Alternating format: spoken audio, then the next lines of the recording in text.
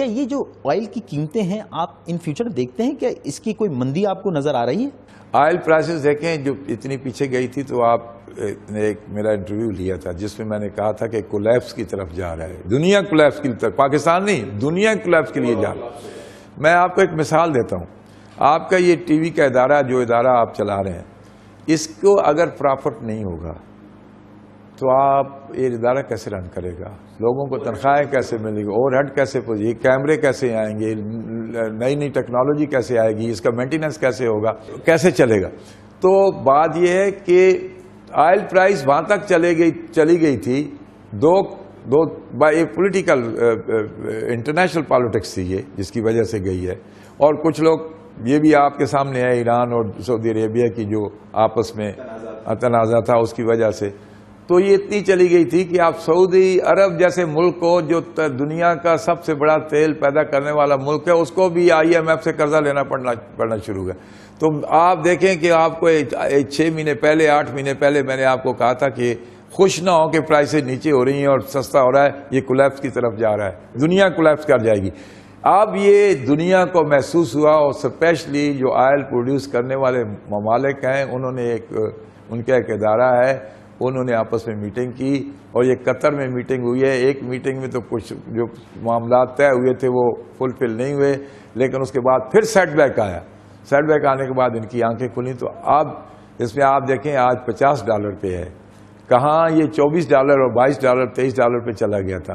Unbelievable ہے، ہم اس business میں 42 سال سے ہیں، انبلیویبل ہسٹری ہے یہ جو کچھ ہوا ہے، لیکن اب یہ نہیں ہوگا۔ آئی ول ایشور یو، کیوں کہ دنیا نے دیکھ لیا ہے کہ اس کے نقصانات کیا ہیں، اس کی تباہی کی طرف ہم جا رہے ہیں۔ انہوں نے اب یہ فیصلہ کر لیا ہے۔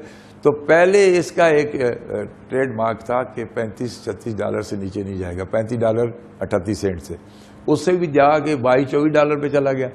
اب بھی ایک ٹریڈ مارک بنا ہے ان کا کہ $46 سے نیچے نہ جائے، تو اب $50 پہ ہے۔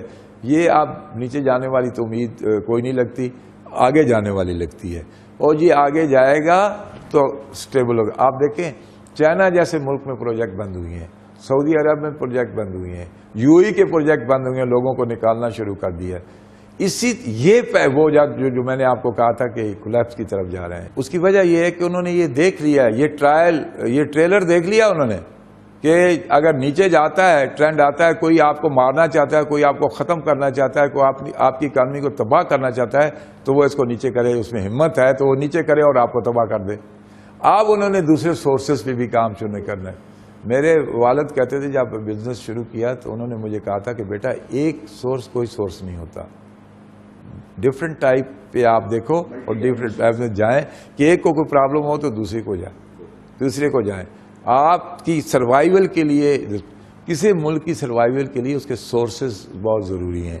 اس لیے انہوں نے سعودی عرب نے بڑا عقل مندی کر رہا کیا، کوئی ٹورزم میں جائیں، کسی اور بات میں جائیں، کسی ایسے پروجیکٹ لگائیں، لوگوں کو ویلکم کریں، وہ اس کے ساتھ بزنس شیئرنگ کریں، وہ کر رہے ہیں آپ۔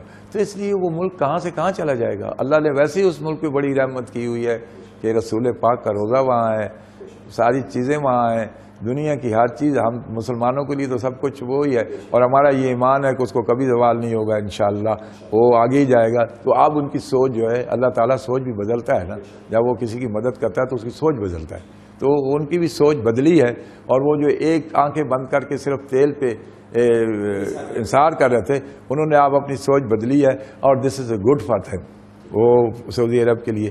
دیکھیں سعودی عرب ہمارے لیے تو بڑے عزت و احترام کی جگہ ہے نا۔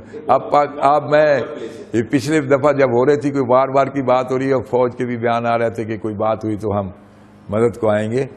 اگر آپ سعودی عرب پہ بات ہے تو یہ پاکستان کا تو بچہ وہاں ذبح ہونے کے لیے تیار ہو جائے گا۔ یہ میری سوچ، میرا ایمان ہے اس کی بات۔ تو بات یہ ہے کہ سعودی عرب کا یہ اسٹیپ بہت اچھا ہے، اور انشاءاللہ وہ اس میں بہت آگے جائیں گے۔ ملک صاحب آخر میں ہمارے لوگوں کو پیغام دینا چاہیں گے؟ آپ کا پیغام پوری دنیا میں سنا جا رہا ہے، دیکھا جا رہا ہے، کیا پیغام دینا چاہیں گے، اور خصوصاً سرمایہ کاروں کو کیا پیغام دینا چاہیں گے کہ کیا پاکستان ایک لینڈ آف اپورچونٹی ہے؟ دیکھیں جو فیسیلیٹیٹ کیا گیا ہے LNG انڈسٹری کو، جو پنجاب میں، وہاں یہ ہے کہ جی آئی ڈی سی ٹیکس جو ہے اس کو 0 کر دیا گیا اور جو 17% سیل ٹیکس ہے اس کو 5% کر دیا گیا اور اس کو ریگولیٹ کر دیا گیا.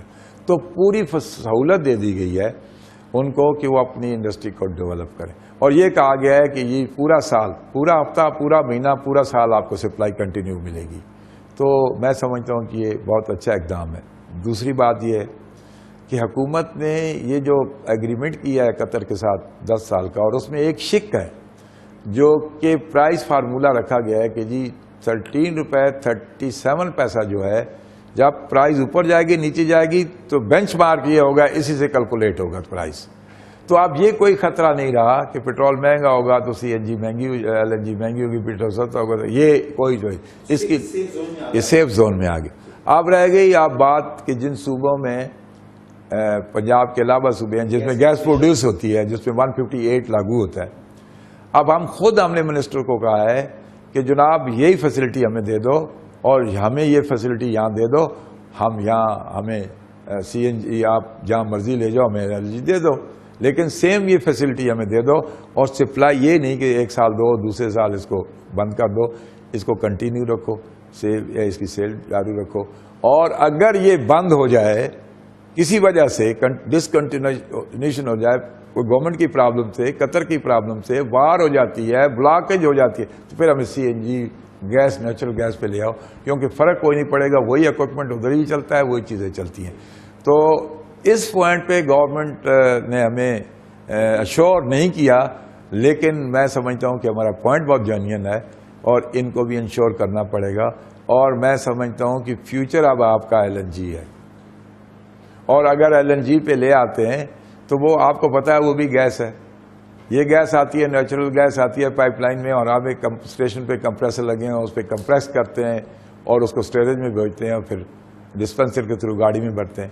ان کا یہ ہے کہ مٹیریل باہر سے آتا ہے، اس کو چارج یہاں کھڑا ہے اس میں انلوڈ کرتے ہیں، وہ گیسوفائی کرتا ہے، گیسوفائی کر کے وہ ایک سینٹرل لیول پہ لے کے آتا ہے اس کے ٹمپریچر کو، اور پھر اسٹوریج پہ بھیجتا ہے سوئی سدرن گیس کے، سوئی سدرن گیس آگے پھر ڈسٹریبیوٹ کرتا ہے. تو سیم تھنگ، سیم پروڈکٹ. اس کی high M M B T value high ہے، اس کی جو اس کی جی سی وی ویلیو اس کی ہائی ہے. دیکھیں نہیں بلکہ ہائی ہے، بلکہ دیکھیں اس کی جی وی سی ہمارے یہاں 950 پہ چل رہی تھی، اور ادھر پٹوار اور پختونخوا میں 1040 تھی. یہ 1150 پہ کیلکولیٹ ہو رہی ہے. تو اس کی بڑھ رہی ہے. حالانکہ ہمیں پیسے وہ لگ رہے ہیں، لگنے جو چاہیے. ہماری انڈسٹری کے ساتھ خرابی ہو رہی ہے جس کی ہم نے شکایت منسٹر سے بھی کی ہے اور گیس کمپنی سے بھی کی ہے. انہوں نے مانا بھی ہے کہ آپ کا زیادتی، ہم اس پہ زیادتی ہے، ہم اس کو ٹھیک کر رہے ہیں. لیکن میں سمجھتا ہوں کہ اگر یہی کنٹینیوٹی ہے اور اس پرائز فارمولہ یہ ہے اور یہ ٹیکسز فارمولہ یہ ہے، تو یہ ہمارے لیے بہتر ہے کہ ہم ایل این جی پہ جائیں اور اپنے کاروبار کو پروفیٹیبل بنائیں. کیونکہ سی این جی کا اس وقت جو کاروبار ہے وہ نقصان پہ چلا رہے ہیں، کیونکہ لوگوں نے انویسٹ کیا ہوا ہے، کہیں بیچارے جا نہیں سکتے اور یہ بڑے نقصان کر رہے ہیں. ملک صاحب ہم بہت شکر گزار ہیں، آپ نے ہمیں وقت دیا، اپنے قیمتی مصروفیات میں سے ہمیں ٹائم دیا، اور اتنی اچھی آپ نے باتیں کی جو بھرپور تھیں حقیقت پہ، جو بھرپور تھیں پیٹریوٹزم کے ساتھ. یہاں ہمارے پروگرام کا وقت ختم ہوا چاہتا ہے. ایک بہت ہی دلچسپ انفارمیٹو سیشن کیا ہم نے کے بی ملک صاحب کے ساتھ، اور امید ہے آپ نے اور پوری دنیا کے لوگ جو ہمیں یہاں پہ سن رہے ہیں، سرمایہ کاری کے حوالے سے ملک صاحب نے جو یونیک چیزیں شیئر کی ہمارے ساتھ اپنے ایکسپیرینس کے مطابق، امید ہے وہ بہت ہی کارآمد ثابت ہوں گی. کسی نیکسٹ ہائی پروفائل شخصیت کے ساتھ ہماری دوسری نشست سجے گی. نیکسٹ پروگرام میں انشاءاللہ آپ کی ملاقات کرائیں گے اور اسی طرح انفارمیٹو سیشن کریں گے، باتیں کریں گے آپ کے ساتھ. یہاں اپنے میزبان وقار احمد خان کو اجازت دیجیے. اللہ نگہبان. پاکستان زندہ.